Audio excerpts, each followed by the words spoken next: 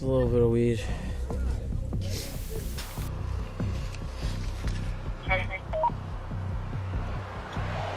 Oh, Miss Odom. Okay. It's yogurt. How about this, though? That is not mine. No, sir. Okay. Well, here you go. Oh, yeah. Oh, yeah. Oh, my God. The abuse of power by those entrusted to uphold the law is a grave violation of public trust. In this video, we explore alarming cases where police officers have been caught manipulating evidence. Starting off with former Florida deputy Zachary Wester's case. This shocking incident came to light when an investigation revealed that Wester, a deputy with the Jackson County Sheriff's Office, had allegedly been planting street drugs like methamphetamine on unsuspecting motorists during traffic stops and falsely arresting them. Footage from body cameras exposed Wester's alleged actions of fabricating evidence and circumventing policies to conceal his crimes. His arrest in 2022 on charges including racketeering, misconduct, and false imprisonment was a major development, leading to nearly 120 people having their cases tied to Wester being exonerated. How are you? Tired. Yeah, me too. 2554 That's pretty neat. Birthday present. Do what? My 50th birthday present from my daughter. How'd they do that? She had it made. Pretty cool. 1026.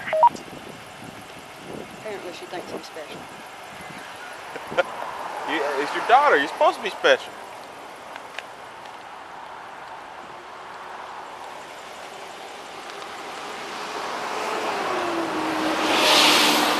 All right. Deputy Haykill, make sure you don't get run over, okay? I have faith that he will I want to get off the road. If I do, it's all on y'all. You ain't gonna get ran over. If you want, just sit right here. Right here, right here. So they hit me. If they hit anything, they hit the cars, you'll be fine.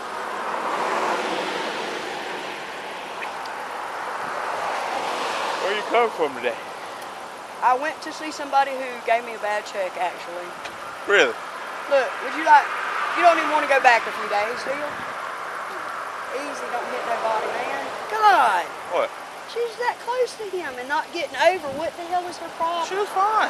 That's fucking crazy. Yeah, she was fine. That's totally ridiculous. I mean, ain't there a move over? Why am I even? No, you're right. There is. You're absolutely right. She cut over out of the right lane into the left lane right there with his butt in the way. Common sense, people laugh. You said common sense people lack? At first, this seems like a routine traffic stop. The officer approaches, asks some basic questions, and the tone seems light and cooperative from the civilian's end. But then, the situation takes an alarming turn when the officer claims to have found narcotics in her vehicle. Despite her protests of innocence, he prepares to arrest her on possession charges. What makes this case truly appalling is when we switch angles to the other officer's body cam footage. Here we can see the deputy holding a small baggie as he puts on his gloves. As he moves around the vehicle, he seizes his opportunity to stash the baggie, which was later confirmed to contain methamphetamine.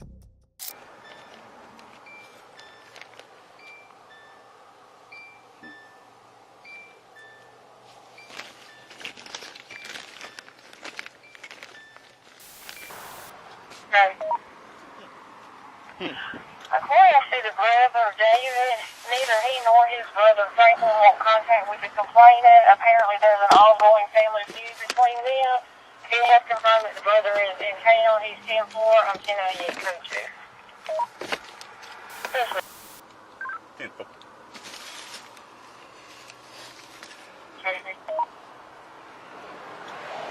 Oh, Miss Odom. It is yogurt, sir. I know. Okay. It's yogurt. How about this, though? That is not mine. No, sir. Okay. I'm not going to ask you any No, questions. sir. I'm not going to ask you any questions. I'm going to read you your rights first, okay? So just hang out the Deputy Haykill. What is it? I have an idea. We're going to test it, though, okay? You can see the entire atmosphere shift as the officer reveals what he claims to be narcotics found in the woman's vehicle. Despite her pleas of innocence and her insistence that the drugs are absolutely not hers, the officer remains unmoved. Imagine her mounting fear and confusion in this nightmare scenario. One minute it's a routine traffic stop, and the next she's being accused of felony drug possession, all based on false evidence planted by this very officer. In an instant, her life has been turned upside down due to an officer's unethical choices and disregard for the truth. Do you have anything on you, Miss Hogan? I said I didn't have anything on me in the truck, officer. Oh, okay, but do you have anything on your person is I what I'm have asking. nothing on me to my knowledge at all. All right. And I'm not trying to be ugly. It did return presumptive positive for methamphetamine, okay? I'm just letting you know, okay?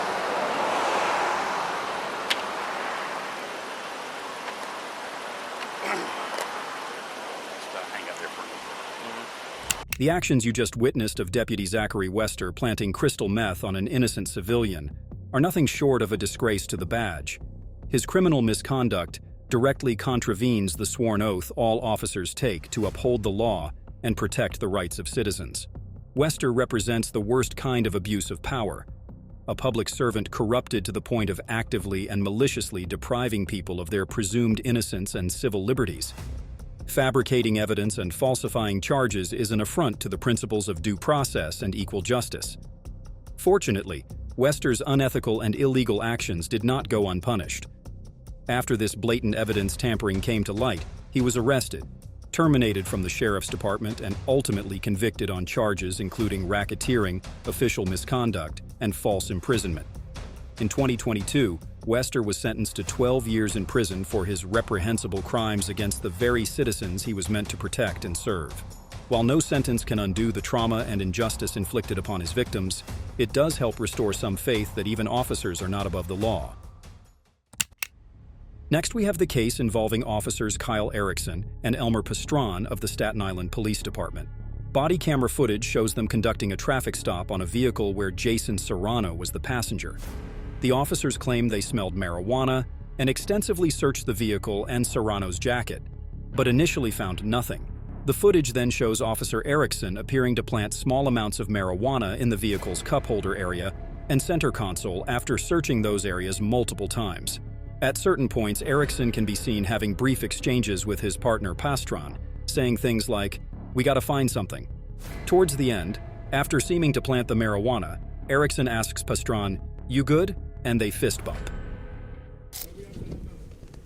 Because the car smells like marijuana, so we're going to check it, all right? Okay, and then what? Then that's it. Then I got to make sure everything's good with your end, with the license. If it's just a permit, I'm not going to give you the summons for it. And I told you, just get the taillight fixed. If there's nothing in the car, you'll be good to go, all right? If there's something in the car, just let me know now. I appreciate honesty, okay? Okay, so just hop out. Yeah. You guys going to hang out with me? He's going to search.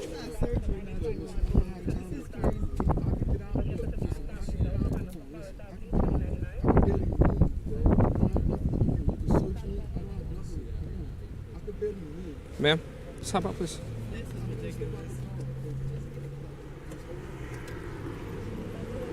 What is that, just trash you have there? No, in your hand. In your hand. It's trash?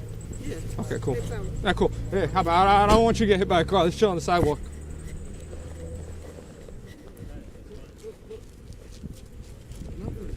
We need to check the car, so I need you to hop out. All right, I'm getting out. Okay. Relax.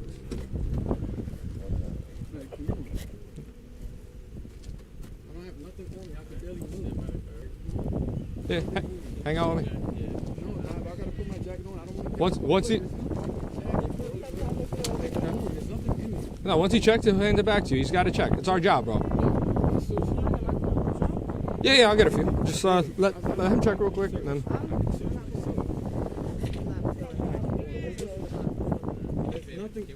There's nothing in my jacket. I'm not getting searched for that reason. I don't have nothing in my jacket. I'm not. Okay, well, he's going to check it. I don't have nothing in. my man. No. Relax. No, I don't need to be This searched. situation is about to escalate for no reason. No, because I relax. didn't do nothing. It was in the car. We're No, gonna search this it. is Yo, on you need to me. relax. It's my possession. Yo, you need to relax. It's my possession. You need to relax. It's my fucking possession. One NCO, David. No, relax. Yo. It's my possession. Relax, bro. Yeah, let me get one additional to 207 Broad Street. No, it's not. Come on. Relax. Relax. Relax. Talking like what? Back off. Back off. Back off.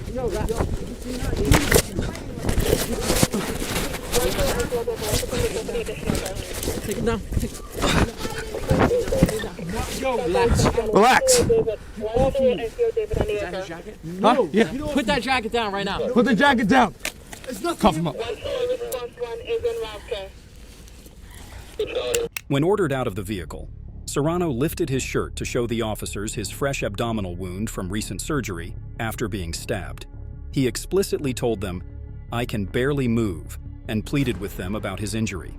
Despite Serrano's vulnerable state and obvious limited mobility from the stabbing and surgery, they did not hesitate to grab him, force him to the ground, and handcuff him on the sidewalk.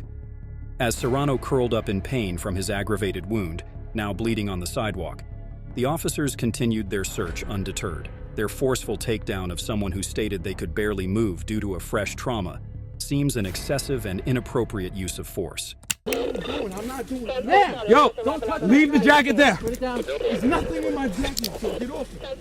Hey, yo, get off of me. Fuck, I can't get it.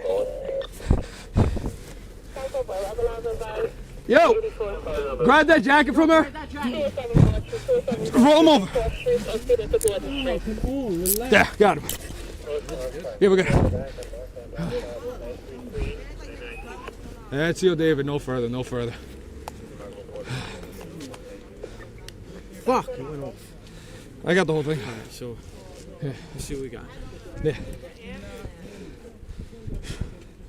Fucking guy. Yo, what's up?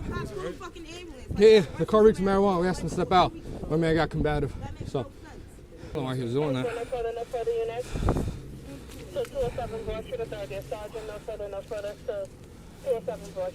I'm searching the rest of the car. Yeah. Actually, I'll let you check. Yeah. There's my flashlight. I'll stay with him. Because he's in pain. I called the ambulance. I already called the ambulance. It's on the way. Officer Erickson, seemingly frustrated by the lack of evidence, intensifies his search in the front seat. The camera shows him meticulously going through the car's console and other compartments, repeatedly finding nothing. Erickson's body camera briefly gets obstructed, and when the view clears, Erickson suddenly finds a marijuana bud in the car's drink holder. It's a little bit of weed. The placement and discovery seem contrived, as there is no indication of it being there during the initial search by his partner or earlier by himself. Adding to the suspicion, Erickson murmurs an expletive under his breath and asks his partner if he should continue searching. This behavior suggests he is aware of the camera and is perhaps planning his next steps carefully to ensure the evidence seems legitimate. After the so-called discovery, the officers fist bump, a gesture that seems to celebrate their manipulation of the evidence, further hinting at their misconduct.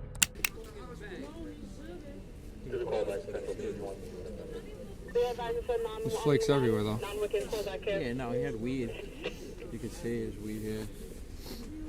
I don't know. I'm going to check the rest of his jacket. Bring the jacket with you. Yeah, he'll be fine. You good? Yeah. Good? Yeah. Good. Alright. You sure you don't want to give her a summons? She was pretty cooperative. Yeah, we're good. We stopped the car for a taillight. Reeked the marijuana, asked the passenger to get out. He got out and he grabbed the jacket, and we wanted to search the jacket before he grabbed it, make sure nothing crazy was in there. And he just got combative and started fighting us. Yeah, we're good. Nobody's hurt. Yeah. The reason the perp is going to the hospital, he said he had like some kind of surgery a couple days ago, and so we're just getting him checked out just in case. All right, sir. Yeah. All right, sir. Thank you. All right, bye. At the conclusion of the encounter, Jason Serrano, who had been handcuffed and injured, was taken to the hospital and later released on supervised probation. However, in 2021, a judge threw out Serrano's 2018 conviction. Staten Island Criminal Court Judge Tomiko Amaker vacated Serrano's guilty plea after his lawyers presented the body camera footage showing the officers allegedly planting marijuana in the vehicle. Judge Amaker cited the potentially incriminating video and the arresting officer's past history of planting drugs on another person as key factors in her decision. In our next clip, we take a look at a troubling incident involving the Baltimore Police Department. During a November encounter, an officer, frustrated by not finding any drugs during a car search, expressed concerns about facing negative consequences without an arrest. Body camera footage reveals officers turning their cameras off and on at staggered times. One officer is seen squatting by the driver's seat area, and moments later, another officer finds a bag of drugs in the same spot that had previously been thoroughly searched. This case raises significant questions about police conduct and the use of body cameras.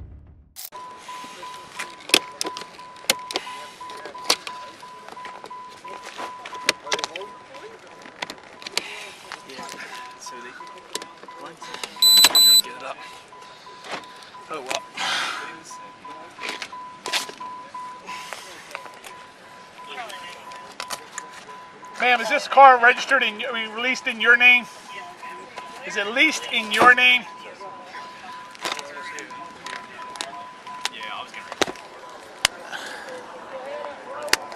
Whose phone is this? Is this yours? Yeah, it should be 2 phones in there. One on the driver's seat. Okay.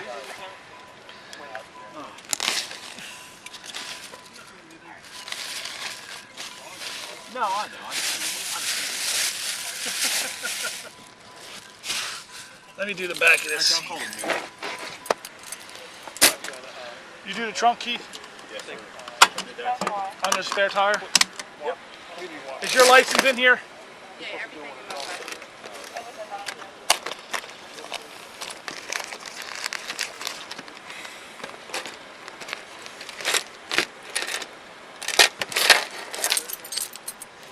The officer now turns his body camera off, and when it comes back on after 30 minutes, he is seen squatting by the driver's seat area. Despite thoroughly searching the same spot earlier with no results, he suddenly discovers a bag full of drugs. Anybody on you? Yeah. I just turned on. You're not supposed to. No.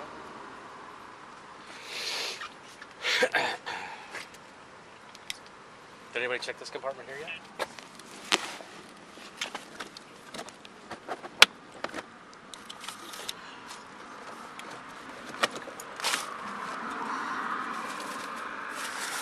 Well, here you go.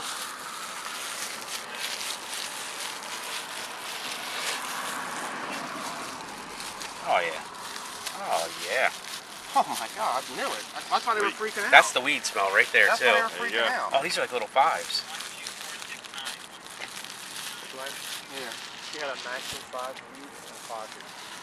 Jacket pocket. These little small bags, and here's some dirt. Hey, I'm gonna go hot just for this recovery and everything. Yeah, yeah.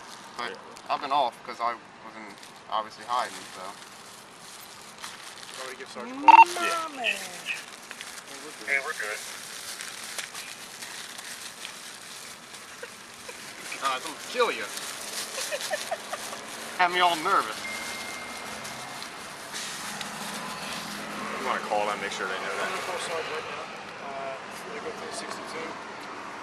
Keep pushing over there. Yeah, reach up under their feet, man. I'm still on, by the way. Are you still on? Yep. Okay.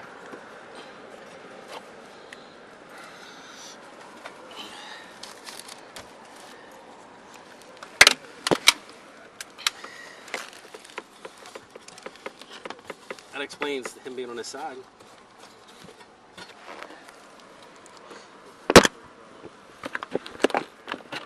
That's definitely the bag. Because when he opened it, I saw green, and I was like, I kind of thought, if it's big enough for me to see, it must be weed. That was gonna be a weed. Yeah. Nothing else on the good You job, smell so it. I think I inadvertently took credit for being an idiot. Alright. I think that's everything. Pretty well got everything. So far, no action has been taken against the officers involved, with police officials suggesting that the officers may not have planted evidence, but merely restaged real discoveries of drugs for the camera that they had earlier failed to capture. On a balmy May night in Tallahassee, what began as a routine traffic stop for Calvin Riley, driving his white Mercedes-Benz on South Monroe, quickly descended into a legal nightmare. Allegations of evidence planting by the Tallahassee Police Department have thrown a spotlight on the thin line between law enforcement and lawbreaking. The police stop, initiated by a white 26-year-old recruit of the department, would zigzag several potential legal avenues for police to arrest Riley. Ultimately, after planting evidence of an empty liquor bottle in Riley's car, they would arrest him for driving under the influence and driving with a suspended license. Riley says the night nearly ruined his life. Hey there. I'm Officer News. I'm not the officer who stopped you. The officer that stopped you wants to know if you still live over off the Brevard Street. Yeah, it's a family house. It's a family house? Okay, so do you still live there? Okay. But that's where you like lay your head to sleep at night? Okay. Where are you coming from tonight? From the north side. The north side? Where were you at? Pockets. Pockets? Did you have anything to drink while you were at Pockets? Couple of beers? Okay.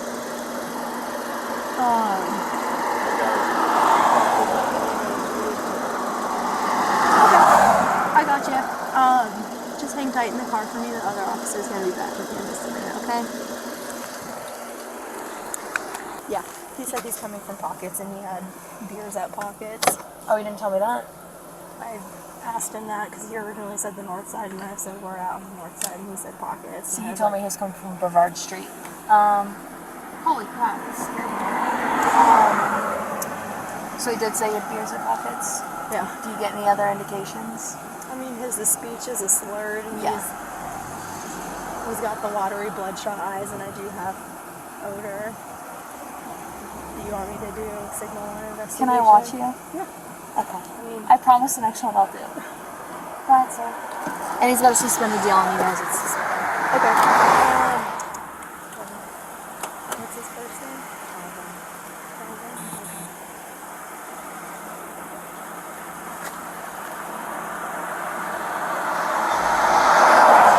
So I just want to verify because I have background. You said that there's a cease tag if it's an owner, and you also said that his driver's license is suspended, correct? Thank you, sir. Back on timer. I don't want to go into anything No, about yeah. the 1015 for the suspension because if the 1015 is for the suspension, that makes the trial a little Yeah, we difficult. can wait So on that. Let me just go that route. If he refuses the SFUs, then we can 1015 for the Suspension. Well, we still have to find another way to go. Okay. What's it called? Calvin? Calvin. Okay. Hey Calvin, really quick, can you do me a favor and just shut off your car and set the keys on the dash for me? Thank you, sir. So I want to go more into the beers that you said you had. Yeah. Would you be willing to do some voluntary field sobriety exercises? Not really. No? I had 2 beers, and that's what it is. Okay. Here, go ahead and step out of the vehicle for us.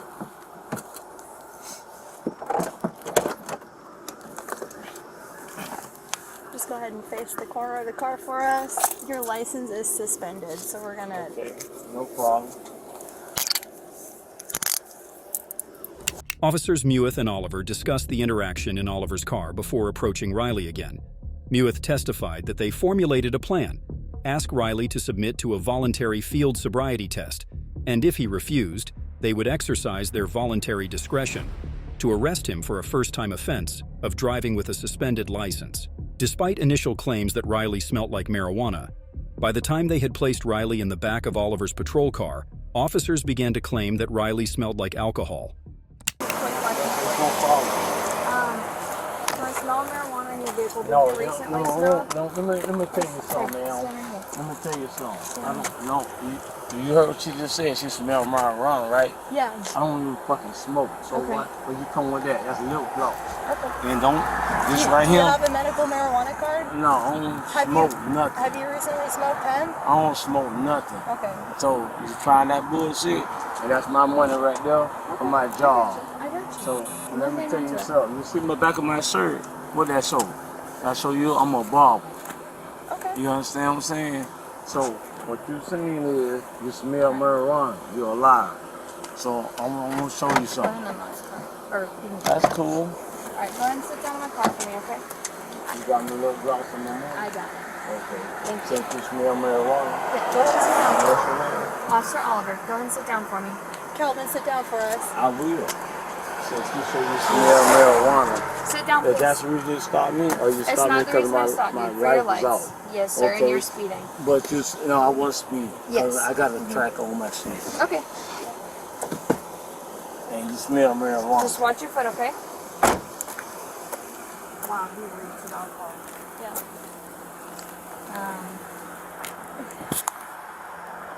Is there enough, like, before that? There's nothing that we can do for the signal 1 portion of it, because he refused? If he refuses exercises, no. I can ask him if he wants to do a breakfast. We'll go through with this first and then... Oliver asks Muth if there's anything they can do for the Signal 1 portion of it, because he refused. Muth explains that the field sobriety test was voluntary at the time, so they couldn't charge him for refusing the optional field sobriety test. They proceed to search Riley's car while he sat in the back of Oliver's squad car. They didn't find any marijuana. They did, however, find a bottle of vodka, which Officer Oliver allegedly emptied and threw back onto the floorboard, in an effort to be able to use the bottle of vodka as evidence, since there's a big difference between opened and unopened containers of alcohol in DUI cases. Hey, there's vodka in his seat, like right here in a pouch in his seat. That's probably what's in that. In this pouch in his seat. If you wanted to, Charge him with DWSR. if you wanted to finish searching, I'll go talk to him about the Signal 1 stuff. Yeah. Hey, really quick, I want to ask you more questions about your drinking, okay? But before I do that, I'm going to read you your rights, okay? You can read whatever you want to read me, ma'am, but I'm going to tell you like this right here. Okay. When you stopped me, you said because my light was off. I'm not the one who stopped you. No. I'm telling you what you said. Okay. And then the other person she said she smelled marijuana. I don't even smoke. Okay. You understand what I'm saying? But it's okay. I don't want to do what you want to do, and that's going to go. It's going to go that way. Did somebody else smoke in your car earlier? Was Nobody anybody else went in in your my car. I ride alone. Okay. As Muth and Oliver attempt to read Riley his rights, they have a little back and forth about the reasons he was pulled over and the evidence against him.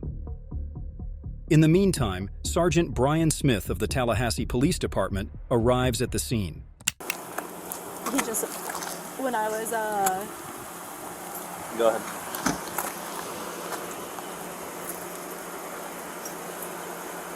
I mean, I guess I could move it instead of the tow. I could move it in this parking lot. Did you already call him? I would just let it be towed. Because he has done nothing for us to try to meet him in the middle. Okay. Let's do this. Can you You want me to pull over there first? Yeah, I don't want to find him in the middle of the street. Okay. Let's just pull him right in front of those doors, and I'll walk over there. I'll leave my car. Yeah. In a strategic move, officers decided to relocate Riley from Oliver's patrol car to Muth's in a nearby parking lot. This decision had significant implications for how the case would be handled. By making this change, Muth assumed responsibility for drafting the arrest report. This choice not only avoided any potential conflicts of interest, but also allowed Oliver to distance herself from signing a report she knew to be false. Right side. Yes, no problem. I appreciate that, man. Who do you need to call? Can she give you my phone? Yeah. Have a seat, and I'll bring you the phone, and we'll make the phone call here, okay? No problem. Appreciate it, man.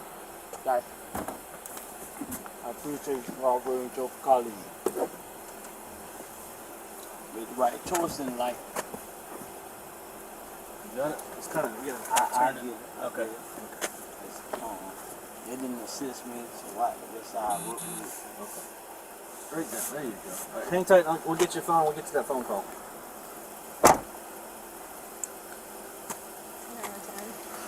See, that was me earlier, but yeah, just sit down. I'm fine. You got his phone. She does. Yeah, it's in my phone. That was between driver's seat. Go ahead, sir. The little bottle of vodka that was between the driver's seat and the center console. No, so he has a cover on his seat, and in the cover where like the knee would sit, there's an opening, and he had it like tucked. Okay. And then the whatever he had in his cup also smelled. Whole bottle of vodka tucked away. And he said he was coming from Pockets, and he had drunks at Pockets. So, but anytime I try to ask him anything about it, he's just like this. So he's mad because Oliver smelled weed when she first walked up to the car, and he said he doesn't smoke marijuana and he doesn't smoke hemp, so he's mad that we searched the car. Still alive. Any evidence of that? Marijuana? Yeah. Did you get all of the signs that I got from the stop and everything? I mean, you saw him. This is the car that flew by us. While we were on our stop with our blue lights on, which is also an indicator. Are you still on? And just like that, all body cameras are off. The heart of the case revolved around a vodka bottle found in Riley's car after his arrest, with the defense accusing Oliver of planting evidence. Despite the prosecution's assertion of a mere mistake, the trial was marked by intense scrutiny and public interest, exacerbated by pre-trial publicity. With the trial's outcome hanging in the balance, the legal saga of Calvin Riley Sr. serves as a reminder of the complexities and controversies inherent in the criminal justice system.